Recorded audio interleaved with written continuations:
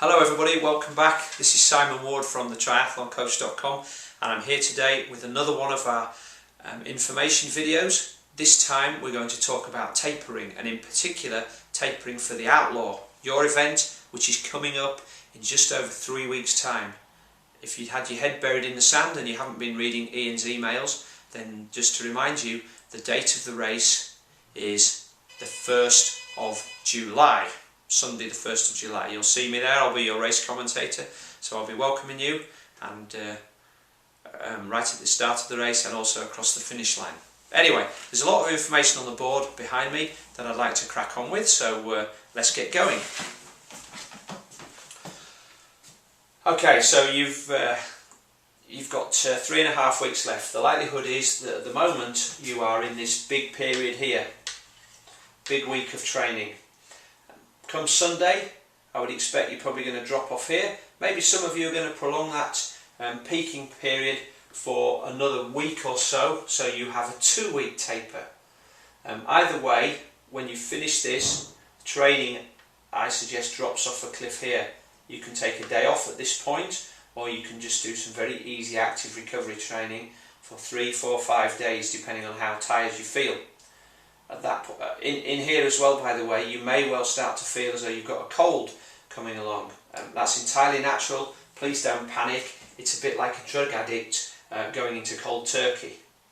So you've had no endorphins for a little while, and your body starts to feel a bit rubbish. It's probably at this point where you realise how much fatigue you've been carrying through the remainder of your training. So really easy. Then you start to build up 7 to 10 days before the race. That'll make you feel a bit better. You're not going to improve your fitness there, but we're just really maintaining what we've got, and then you're going to taper off again down into the race. This is not a big volume here. You may only be doing a couple of hours a day, only for a sort of 4 or 5 day period, and then you're tapering off. So one of the questions I get asked by people, because sometimes they have good races when they're in full training, is why do I need to taper? Is it going to make me much fitter? If it's not going to make me any fitter, why should I do it? Well, I've answered that here. The first thing for me to tell you is that there isn't really any consensus amongst coaches on what is the best sort of taper. In fact, if you asked a dozen different coaches, you'd probably get a dozen different answers. There is some consensus, however, and those are the next things that are coming on the board behind me, so let's go with those. Firstly, the duration of the taper should be approximately 2 to 3 weeks, which we've already discussed. Nearly all coaches agree that one thing you're trying to do is reduce the volume. So if your main volume's up here, 10, 15, 20 hours a week, you're coming down to here, maybe only 7 or 8 hours a week. There's also a general consensus and agreement that if you've been training twice a day, you should continue to train twice a day, because that's what your body's used to, and you should maintain some sort of intensity. That means that you have to do some work that's faster than race pace. Don't be afraid to do stuff that's at 10k pace or 25-mile time trial intensity, just as long as they're in small amounts and it doesn't promote undue fatigue. Now, in terms of does this improve your fitness, the answer to that is it may do, and you may gain 1 to 2% during the taper, and this mainly comes from rest and recovery, not extra training.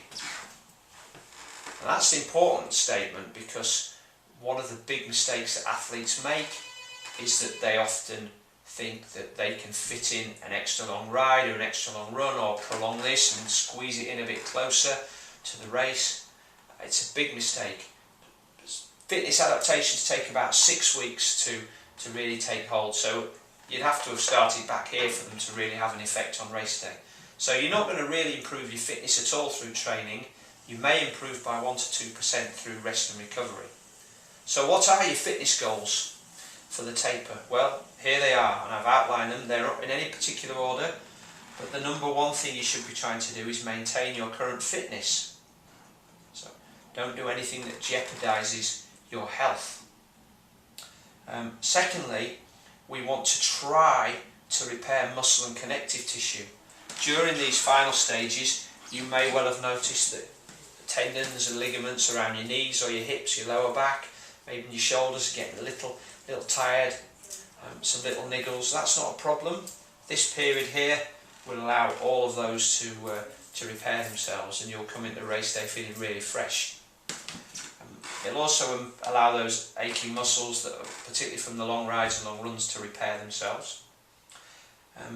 The next thing we want to do is to make sure we replenish the fuel cells. So by reducing the training, you'll be entering into a natural carbo loading phase, and in fact you may need to just calculate or recalculate the amount of food that you're taking in around here as you drop your volume, just to make sure you don't gain any unnecessary weight. And the final thing here is that you are going to be promoting mental and physical recovery, and that's important because 6 to 8 months of training is definitely going to have taken its toll on your brain. Some of you may even feel like you just want the race over and done with. So you need to recharge the batteries there, and the physical regeneration which comes with all of these. What does all that give us? Well, as I said, there isn't going to be a great deal of improvement in your fitness apart from what I've said here from the rest and recovery. But what you will get is a massive upswing in your confidence. You'll start to feel strong. You'll start to feel invincible. And that comes from the rest and recovery. Everything's growing back up and recharging and everything being ready. You'll also start to feel, as you get into this bit here, because you haven't been doing the training, like a caged tiger. So you should be pacing the room ready to go on race day. And you should be full of nervous energy come July the 1st. And at that point, as soon as the gun goes off, you'll be able to unleash all that energy onto the race course. Something you may not feel confident enough to do even at this late stage. So it's really important that you have a taper, pay proper attention to it. If you've got a coach, follow their instructions, and please, please, please don't be tempted to do that extra long bike ride or fit in an extra run. You won't gain anything in fitness, and even if you did, it might be the smallest percentile of 1%. Quite honestly, when it comes to race day, you're most likely going to lose that by faffing around in transition, looking for something or putting your helmet on. So it won't have any effect at all. And in fact, one of the things I say to my athletes is that I'd rather they come into the race undercooked rather than overdone. So just to repeat that, better to be undercooked than overdone. Okay, so that's it. Your taper starts soon. Make sure that you realise that it's just as important as all the training that's gone before it. It's almost like putting the icing on the cake, and the candles go on the final day before the race. So I'd like to say thanks for following my programmes if you have been. For the rest of you, thank you for entering the Outlaw. Enjoy the remaining 3 weeks. It's nearly here, the big day. I'll see you on race day, and I will have one more video for you which will cover the final week. Thanks for watching, and I'll catch you again soon. Bye for now.